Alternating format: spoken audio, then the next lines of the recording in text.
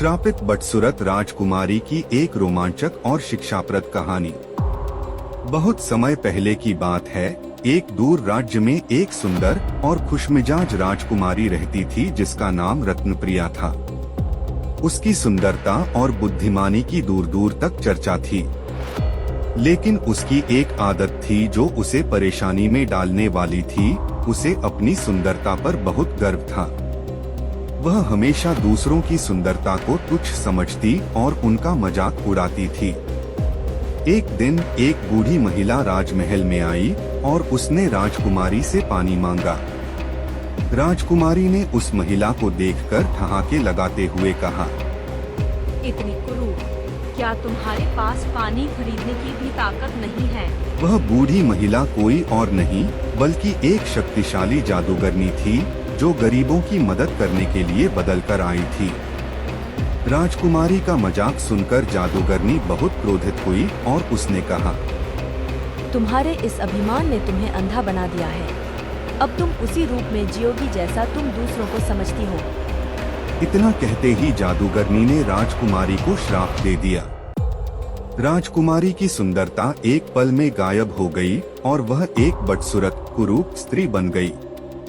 उसका चेहरा बेजान हो गया, उसकी आंखें धुंधली हो गई और उसके बाल बेतरतीब हो गए।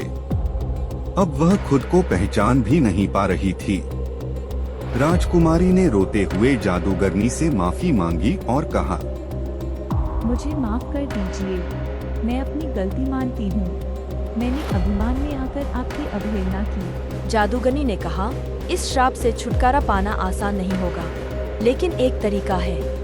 जब तक तुम अपने हृदय में दूसरों के लिए सच्चा प्रेम और सम्मान नहीं लाओगी और अपने कार्यों से यह सिद्ध नहीं करोगी, तब तक तुम्हारी सुंदरता वापस नहीं आएगी। राजकुमारी ने ठान लिया कि वह अपने अभिमान को छोड़कर लोगों की मदद करेगी और सच्चे दिल से सबका सम्मान करेगी।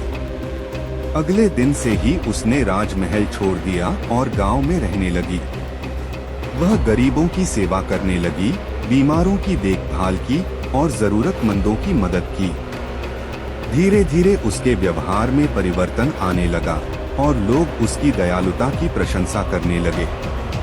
कई महीनों के बाद जब उसने पूरी तरह से अपने अभिमान को त्याग दिया और सभी से प्रेम और करुणा से पेश आने लगी, तो जादूगरनी फिर से उसके सामने प्रकट हुई। उसने कहा, तुमने सच्चे हृदय से अपनी गलती सुधारी है। अब मैं तुम्हें तुम्हारी सुंदरता वापस देती हूँ। राजकुमारी की सुंदरता फिर से लौट आई, लेकिन अब वह न केवल बाहर से सुंदर थी बल्कि अंदर से भी एक दयालु और विनम्र व्यक्ति बन गई थी। शिक्षा, इस कहानी से हमें यह सीख मिलती है कि बाहरी सुंदरता का कोई मूल्य नहीं होता यदि हमारे दिल में अभिमान और दूसरों के प्रति अनादर हो। असली सुंदरता सच्चे दिल और विनम्रता में होती है।